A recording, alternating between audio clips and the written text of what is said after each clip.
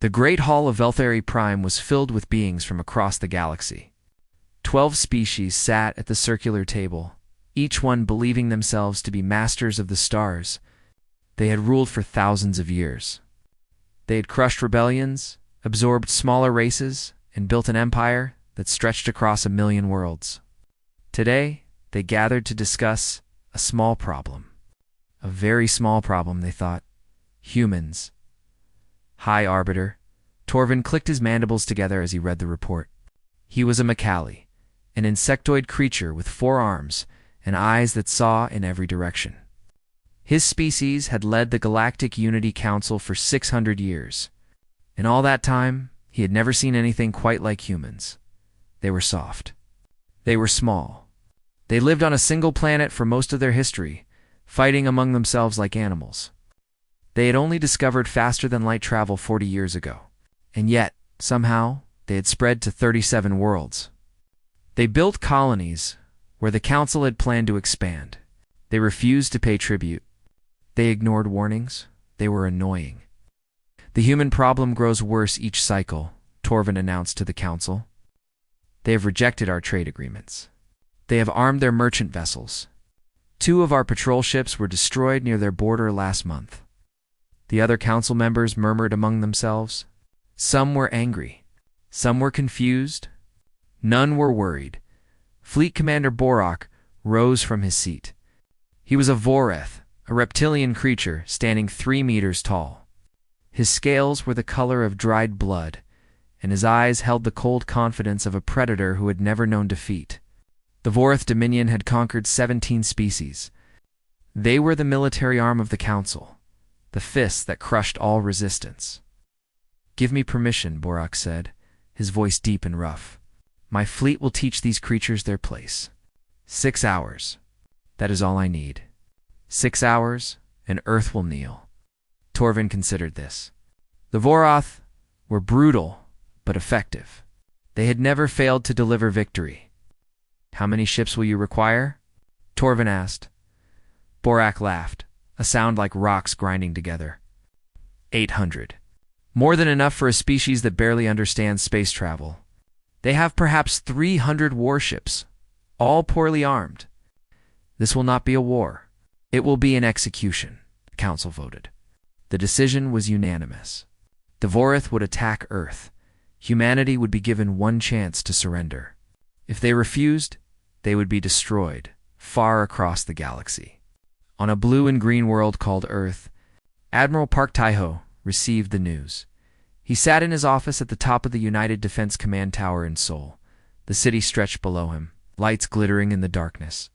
Behind him, screens showed the positions of every human ship in the galaxy. He was 63 years old, with gray hair cut short and a face marked by decades of conflict. He had fought in the Titan Uprising when the colonies of Jupiter's moons tried to break free. He had commanded forces in the Belt Wars, when corporate armies clashed among the asteroids. He knew war better than he knew peace. His intelligence director, Han Minho, stood beside him. Minho was younger, quieter, with the kind of face that people forgot immediately after meeting him. That was useful in his line of work.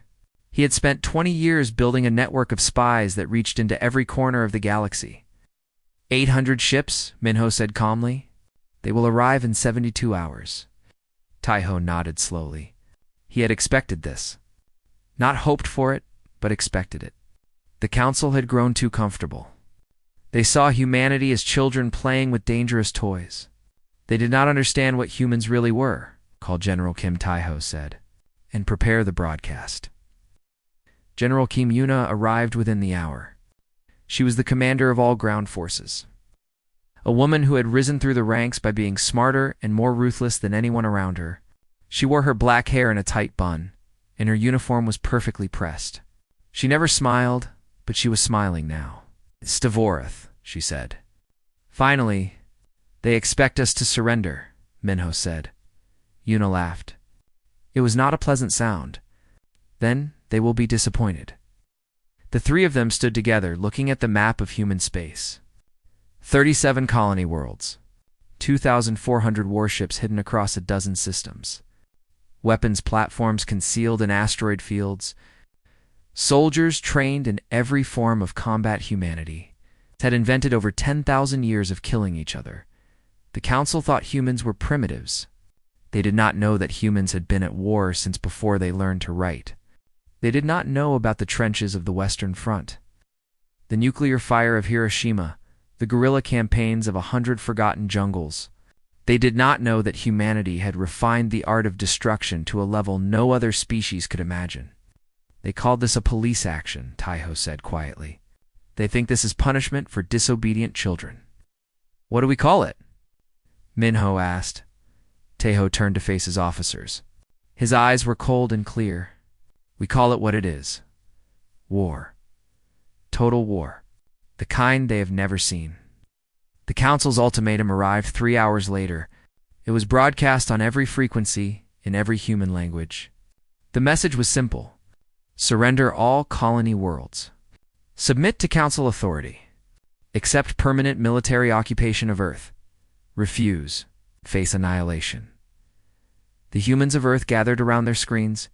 They watched the alien transmission. They saw the massive Vorath warships, the council's assembled might, the ultimatum delivered with absolute confidence. Many expected their leaders to negotiate, to find a compromise, to survive. Admiral Park Tai-ho appeared on every screen on Earth in every human colony. He stood alone, in his uniform, with the flag of United Earth behind him. He did not look afraid. He did not look worried. He looked like a man who had been waiting for this moment his entire life. People of Earth, he said, the Galactic Council has demanded our surrender. They expect us to kneel. They believe we are weak. They are wrong. He paused, letting the words sink in. We are humanity. We have survived ice ages and plagues. We have survived wars that killed millions of our own kind. We have crawled out of the mud and reached for the stars. We did not come this far to bow to anyone. His voice grew harder. The council wants our answer. Here it is. He turned to face the camera directly. Humanity does not surrender. Humanity declares war. The transmission ended. Across the galaxy, in the Great Hall of Velthary Prime. The council members watched the humans' response. For a moment, there was silence. Then Fleet Commander Borak began to laugh. Brave words from a doomed species, he said. Prepare my fleet. We leave within the hour. The other council members laughed with him. They laughed because they did not understand. They laughed because they had never met an enemy like humanity. They laughed because they still believed this would be over in 6 hours. They would not be laughing for long. The Vorath fleet dropped out of hyperspace near Mars like a storm of metal and fire. 800 warships filled the void, each one bristling with weapons that had burned worlds to ash. Fleet Commander Borak stood on the bridge of his flagship. It's a crushing tide, and looked out at the red planet below. He expected to see human ships scrambling to form a defense line. He expected panic, desperation, perhaps a few brave fools trying to slow his advance. Instead, he saw nothing. Empty space. Silent darkness. Not a single human vessel in sight. Where are they? Borak growled. His sensor officer worked frantically at his console. No contacts, Commander. The system appears... empty. Borak's eyes narrowed. This was wrong. His intelligence report said the humans had ships here. They had bases on Mars, on the moons of Jupiter, throughout the asteroid belt. They could not have simply disappeared. They are hiding, he decided, cowering on their homeworld. Pathetic. All ships advance toward Earth. Destroy anything that moves. The Vorath Armada moved forward, engines blazing. They passed Mars without incident. They entered the asteroid belt, that ring of rocks and ice between Mars and Jupiter. And still, they saw nothing. Some of the younger officers grew nervous. The veterans laughed at them. What was there to fear from a species that could not even face them in open battle? 50,000 kilometers into the asteroid belt, the answer came. Captain Beak, Sujin, had been waiting for 3 days. Her ship, the Silent Wrath, was a stealth destroyer designed to be invisible. No heat signature. No emissions. just a dark shape hiding in the shadow of a spinning rock. She had 20 ships under her command, all of them silent, all of them watching. Behind her, hidden among 1,000 asteroids, were the weapons that humanity had spent 2 decades preparing. Railgun platforms capable of firing tungsten slugs at a fraction of the speed of light. Missile pods loaded with nuclear warheads. Automated drones waiting for a signal to awaken. The trap was ready. All it needed was prey. Sujin watched her screen as the Vorath fleet entered the kill zone. She counted the ships. 800, just as intelligence had predicted. Borak had brought everything good. She pressed the button. The asteroids lit up from every direction. Death came for the Vorath. Railgun rounds tore through their shields like paper. Missiles streaked toward their engines. Drones swarmed around their flanks, firing and dying and firing again. In the first 90 seconds, 200 Vorath ships were destroyed. They did not even have time to scream. Borak roared in fury as his fleet began to die around him. Return fire. All ships, re-2. Aren't fire? But fire at what? The weapons were hidden everywhere. The asteroids themselves seemed to be attacking. Every rock could hide a gun. Every shadow could contain death. The Vorath shot at everything, wasting ammunition on empty stones while the real weapons continued their slaughter. Then the human fleet arrived. They came from behind Jupiter, where the gas giant's gravity had hidden their presence. They rose from beneath the methane seas of Titan, their hulls covered in orange ice. They emerged from the dark side of Earth's moon, engines blazing. 2,400 warships, each one armed and ready for battle. Admiral Park Tiho watched from his command ship. The eternal dawn, his face showed no emotion. This was not a moment for celebration. This was work. All ships, engage, he said calmly. No survivors. Human fleet hit the Vorath like a hammer hitting glass. They did not fight the way the Council expected. There were no formal battle lines, no elegant maneuvers. Human ships attacked in packs, surrounding single enemies and tearing them apart. They used asteroids for cover. They rammed damaged ships rather than let them escape.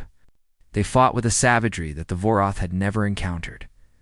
Commodore Lee Hagen commanded the squadron called the Gravemakers. His job was simple: make sure no one escaped. He had positioned his ships behind the Vorath fleet, cutting off their retreat. Now he watched as enemy vessels tried to flee toward the jump point. None of them leave, Hagen told his crew. Not one. His ships moved to intercept.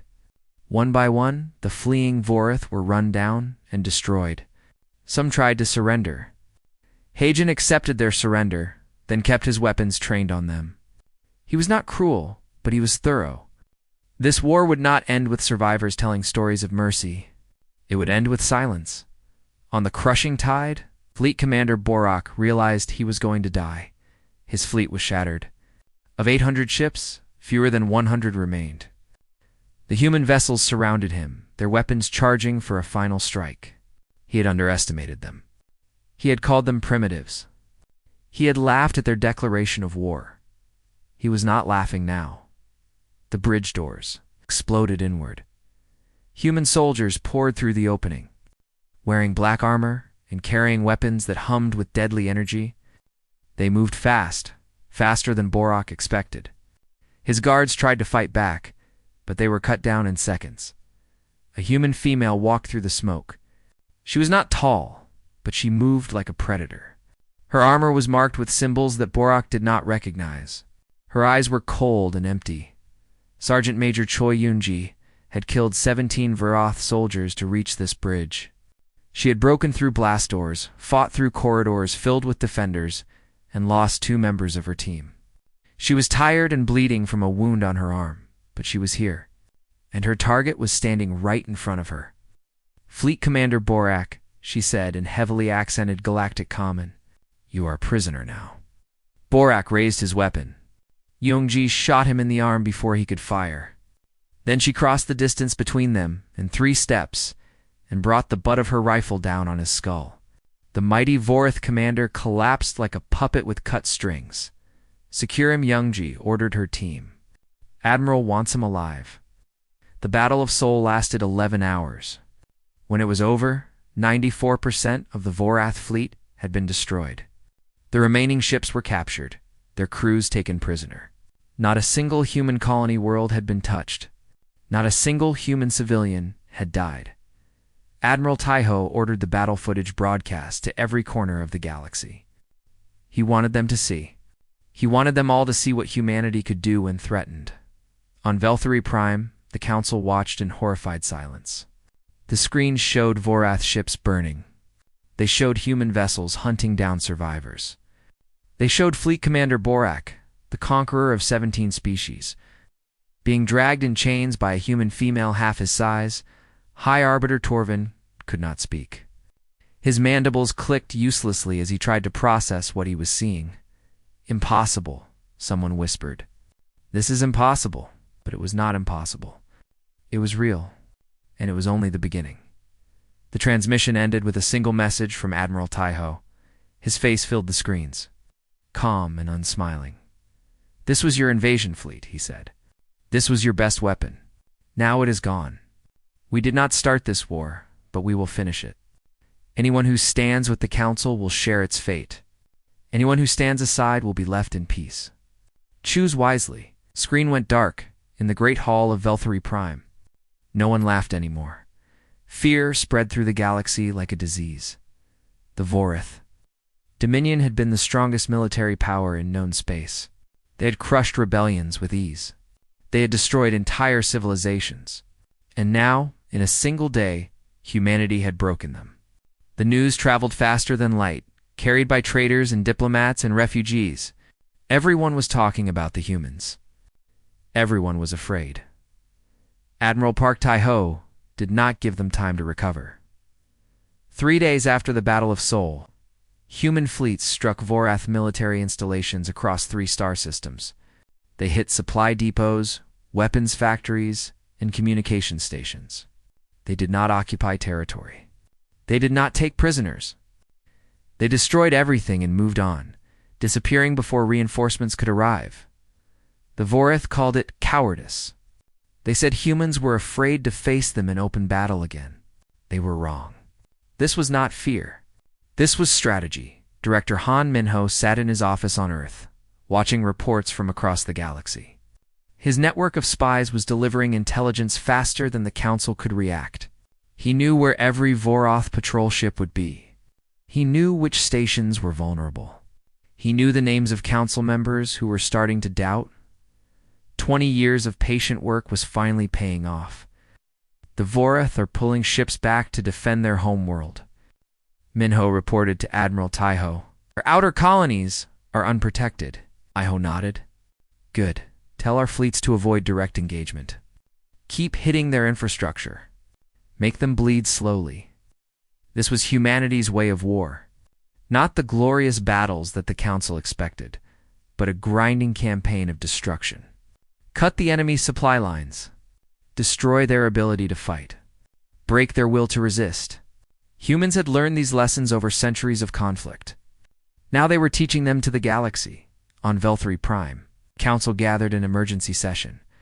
High Arbiter Torvin looked older than he had a week ago. His carapace had dulled, and his movements were slow. The other Council members watched him with barely hidden contempt. He had led them into this disaster. He had approved the attack on Earth. Now they were all paying the price. We must form a coalition, Torvin announced. All 12 species must contribute ships. Together, we will crush these humans once and for all. The chamber erupted in argument. Some species wanted to fight. Others wanted to negotiate.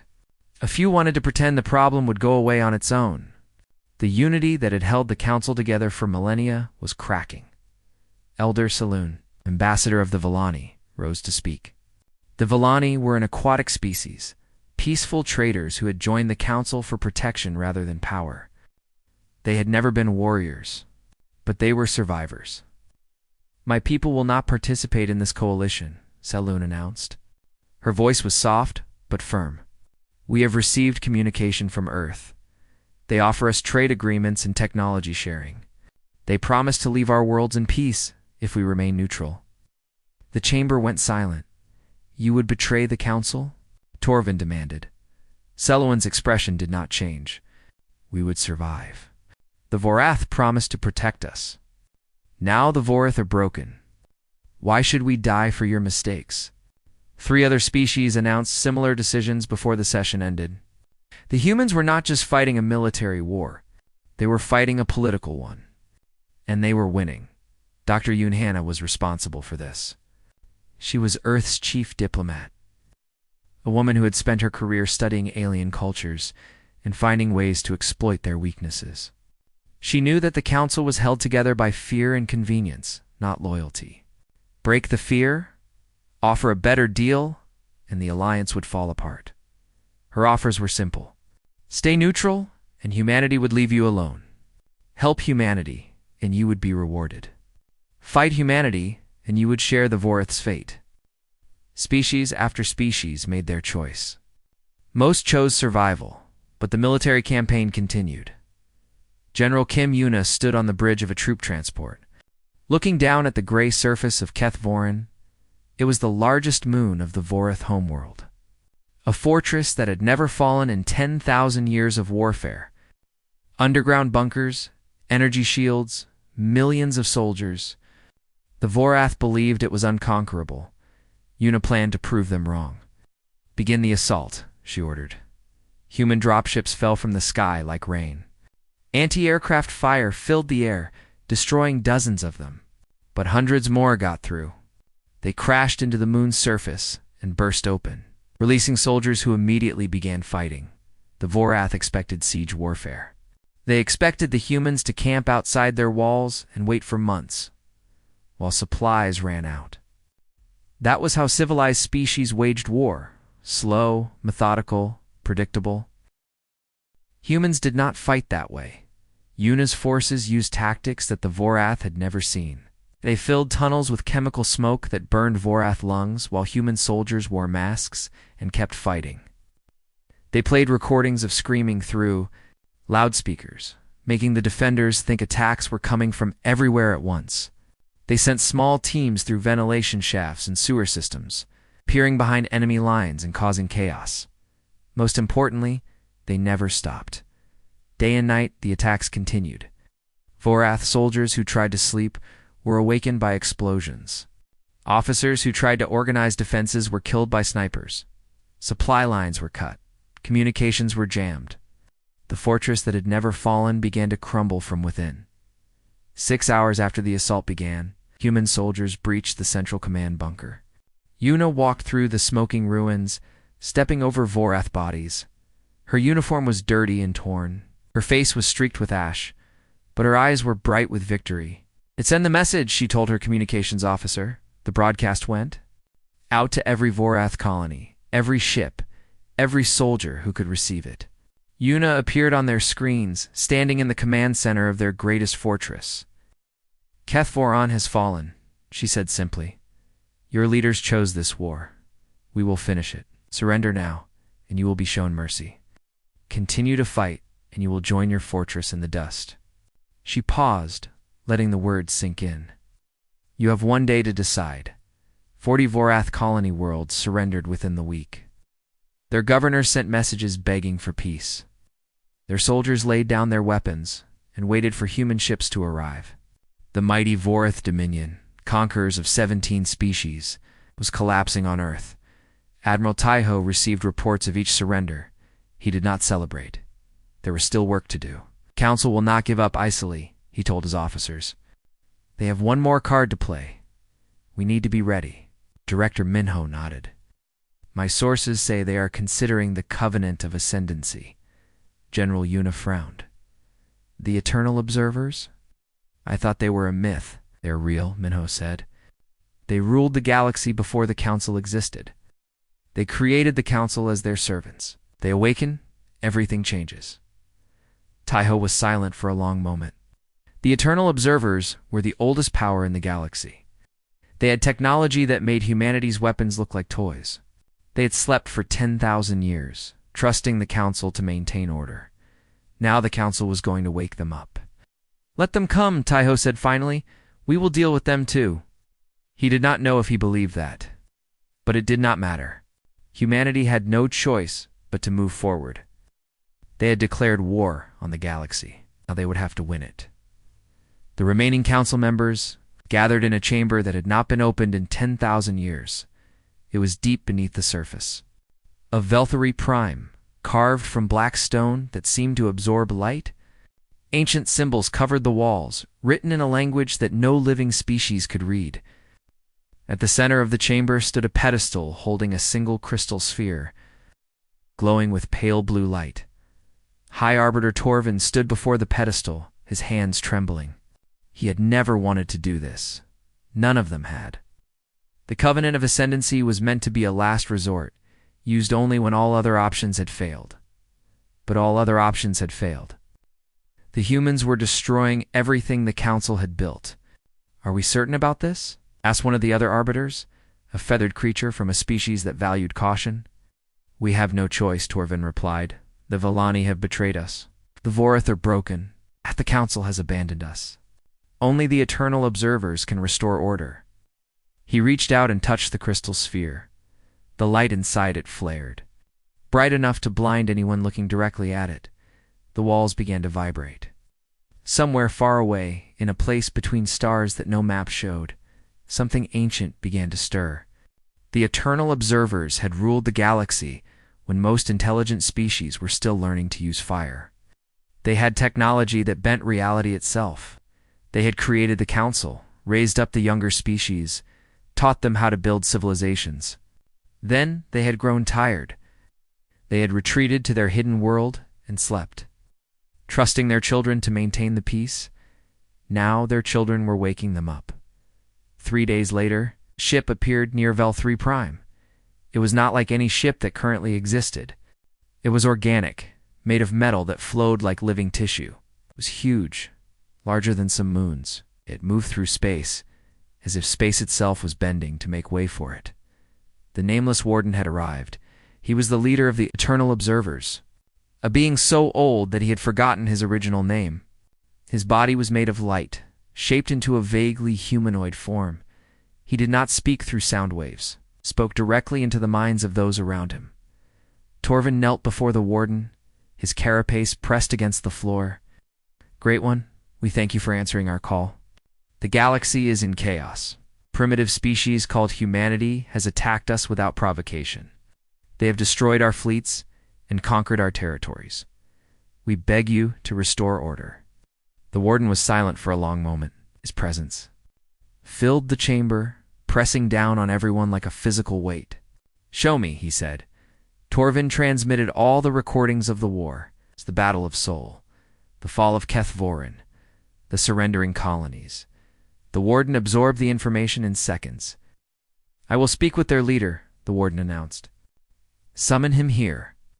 Admiral Park Taiho received the summons while aboard his command ship. Director Minho and General Yuna stood beside him as they watched the message. "It could be a trap," Yuna said. "The observers might destroy you the moment you arrive." "They could destroy Earth from where they are now," Minho replied. "If they wanted us dead, we would already be dead. They want to talk." Taiho was quiet, studying the image of the warden's massive ship. He had read everything humanity knew about the Eternal Observers. They were powerful beyond imagination. They had created civilizations with a thought and destroyed them just as easily. But they were also arrogant. They believed themselves to be gods, and gods could be challenged. "Prepare my shuttle," Taiho said. "I will go alone." Yuna started to protest, but Taiho raised his hand. "This is not a discussion. If I do not return, you know what to do. Continue the war. Never surrender." He boarded his shuttle and flew to Velthary Prime. The warden received him in a chamber of pure light. There was no floor, no ceiling, no walls, just endless brightness stretching in every direction. Taiho felt as if he were floating in the heart of a star. The warden appeared before him, a shape made of fire and shadow. His presence was overwhelming. Every instinct in Taiho's body screamed at him to kneel, to beg for mercy, to submit to this ancient power. He did not kneel. "You are the human leader," the warden said. His voice echoed from everywhere at once.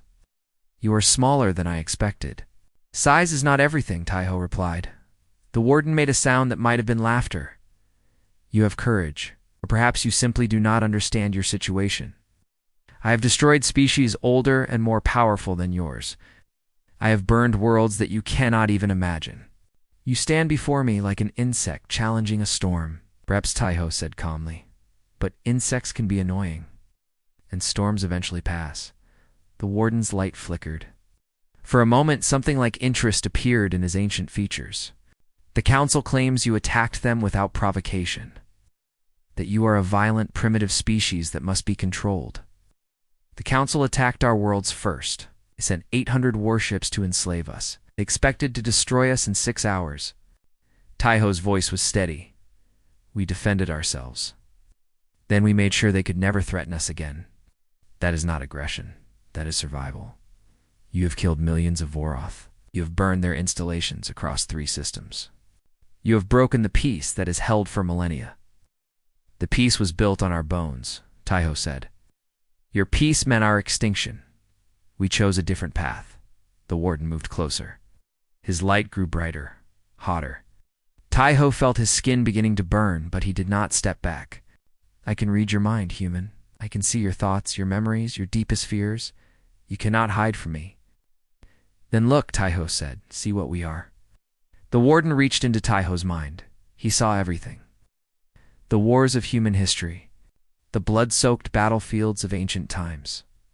The trenches of the world wars, filled with mud and death. The nuclear fire that burned cities to ash. The plagues that killed millions. The genocides, the betrayals, the endless conflicts that had defined humanity for 10,000 years. But he also saw something else. After every disaster, humanity rose again. After every war, they rebuilt. After every plague, they survived. They were not a species that surrendered to fate. They were a species that fought it. They had crawled out of caves and reached for the stars. They had split atoms and decoded the secrets of life itself. They were stubborn, savage, and completely unwilling to die. The warden withdrew from Taiho's mind. For the first time in millennia, he felt something close to uncertainty. You are a violent species, he said finally. Yes, Taiho agreed. We know what we are. We've been practicing for a very long time. You do not fear me. I fear many things, but I do not let fear control me. Neither does humanity. You can destroy us. Maybe you will, but we will make you earn every inch, and we will hurt you in ways you cannot imagine. Taiho met the warden's gaze without flinching. The council woke you up for this? For a species defending itself against aggression? Is this really worth your time? The warden was silent. In 10,000 years, no one had spoken to him like this. They had all knelt. They had all begged. This tiny creature, this human, stood before him and spoke as an equal. It was either the bravest thing he had ever seen or the most foolish. Perhaps both. I will consider your words, the warden said finally. Return to your people. I will give my judgment soon.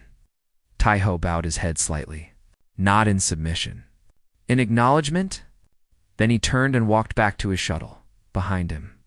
The warden watched him go, for the first time in a very long time. The eternal observer wondered if he had finally met a species that could surprise him. The galaxy waited every species.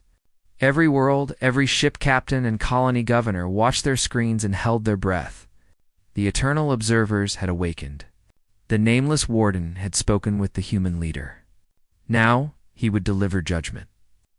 And that judgment would shape the fate of trillions. On Velthari Prime, High Arbiter Torvin stood in the council chamber with the remaining loyal species. His confidence had returned somewhat. Surely the warden would see the truth. Surely he would crush these primitive humans and restore order. The eternal observers had always protected the peace. That was their purpose. The warden's ship moved through space like a living mountain. It positioned itself above the council station, blocking out the stars. Then the warden spoke, his voice broadcast to every corner of the galaxy. I have investigated the matter brought before me. I have spoken with the human leader. I have examined the evidence from both sides.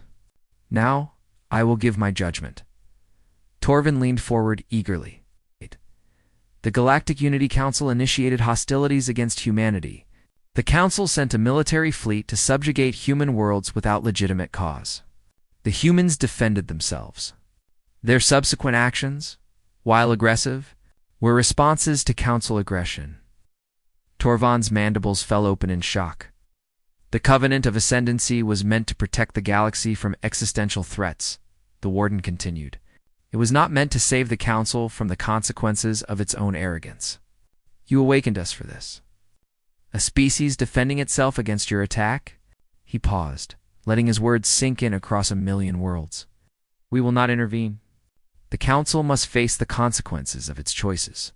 This is our judgment. We return now to our sleep. Do not wake us again for such trivial matters. The Warden's ship began to move away, sliding back toward the darkness between stars. Wait, Torvin screamed. You cannot abandon us. We created this order. We maintained your peace. The Warden's voice echoed one final time in the chamber. You maintained nothing. You grew fat and lazy, believing yourself invincible. Now you have found an enemy who will not bow. That is your problem, not ours. Then the ship was gone, vanishing into hyperspace as if it had never existed. The Council chamber erupted in chaos. Arbiters screamed at each other. Some fled the room. Others collapsed in despair. The alliance that had ruled the galaxy for millennia was falling apart before their eyes. Across the galaxy, the news spread at the speed of light. The eternal observers had refused to help. The Council was on its own, and humanity was still coming. The remaining coalition crumbled within days. Species that had promised a fight changed their minds. Ambassadors who had sworn loyalty suddenly remembered urgent business elsewhere. The Vaulat and their neutral allies formally invited human diplomats to their worlds. Trade agreements were signed. Military alliances were formed. The Macali sent secret messages to Earth. Begging for terms, the Vorath Dominion surrendered unconditionally. Admiral Park Taiho, General Kim Yuna, and Director Han Minho stood before the United Earth Assembly. Representatives from every human world watched as Dr. Yoon Hannah presented the terms of the new galactic order. She called it the Terran Accords. The terms were harsh. The Vorath would disarm completely, reducing their military to a defensive force only. War reparations would be paid over 50 years. Council species that had participated in the attack on humanity would face economic penalties. High Arbiter Torvin and Fleet Commander Borak would stand trial for war crimes. But genocide was not on the table. Occupation was not permanent. Former enemies would be given paths to redemption. We had every right to destroy them, Hannah explained to the assembly. They tried to enslave us. They laughed when we declared war. They thought we were primitives to be crushed. She paused, looking out at the faces of humanity's leaders. But we are not like them. We know what it means to suffer. We know what it means to be conquered, to be oppressed, to have everything taken from us. We have done terrible things to each other throughout our history. But we have also learned. We have grown. Her voice grew stronger. Destroying the Vorath would be easy. Earning their respect, building something lasting. Showing the galaxy that power can be used for more than destruction, that is harder. And we have never been afraid of hard. The assembly voted. The Terran Accords passed unanimously. In a prison cell on Earth, High Arbiter Torvan waited for his trial to begin. He had lost everything. His power, his position, his species' place in the galaxy. He was just a prisoner now, alone and forgotten. Captain Beek Soo-jin came to visit him one day. She was the one who had led the ambush in the asteroid belt, the one who had helped destroy his fleet. She stood outside his cell, looking at him through the transparent wall. Why are you here? Torvin asked bitterly. I wanted to understand, Soo-jin said. You had so much power. You controlled the council. You could have left us alone. Why did you attack us? Torvin was silent for a long moment. Then he laughed, a hollow sound without humor. Because we were afraid, he admitted. You grew too fast. You spread too far. In 40 years, you went from a single planet to 37 worlds. We had never seen anything like it. We thought if we did not stop you early, you would eventually become a threat. So you decided to destroy us before we became dangerous. Yes, and we were right, were we not? You were dangerous. We just underestimated how dangerous. Sujin considered this. She thought about the war, the battles, the thousands of humans and aliens who had died. All because of fear. All because the Council could not imagine sharing the galaxy with equals. You could have talked to us, she said. You could have made us allies instead of enemies. Allies. Torvan's mandibles clicked in confusion. We do not make allies of lesser species. We rule them or destroy them. That is how it has always been. Then that was your mistake, Sujin said. You saw us as lesser. We are not. She turned to leave, but Torvin called after her. Wait, I have a question for you. Sujin paused. You won. You broke our fleets. You conquered our fortresses. You humiliated the warden himself. You had every right to destroy us completely. Why show mercy? Why let us live? Sujin thought about the question. It was the same thing she had asked herself many times during the war. Why not just end it?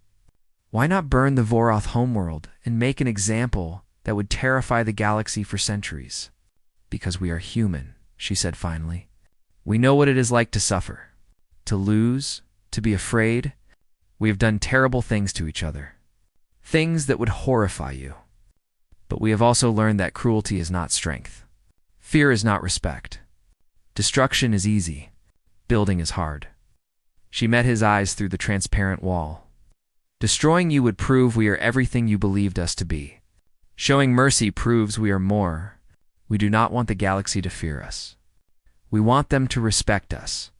And respect cannot be taken. It must be earned. Torvin stared at her in silence. In his entire long life, he had never heard such words from a conqueror. Every species that had gained power had used it to crush others. That was the way of the universe. Strength took what it wanted. Weakness suffered.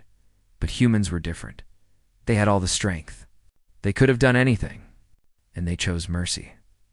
It was the most terrifying thing Torvin had ever encountered. Sujin left the prison and walked out into the sunlight. Earth was beautiful today, the sky clear and blue. Ships moved overhead, carrying goods and passengers to 100 different worlds. Somewhere up there, among the stars, a new order was being born. Humanity had declared war on the galaxy. They had won, and now they were showing the universe what real power looked like. Not the power to destroy, the power to choose. The Council had expected human defeat in ours. Instead, they had created something they never imagined, a species that could have conquered everything, but chose to build instead, a species that answered cruelty with justice, and hatred with hope, a species that was, despite everything, still learning to be better. The galaxy would never be the same, and that Captain Beak, Sujin thought as she looked up at the stars, was exactly as it should be.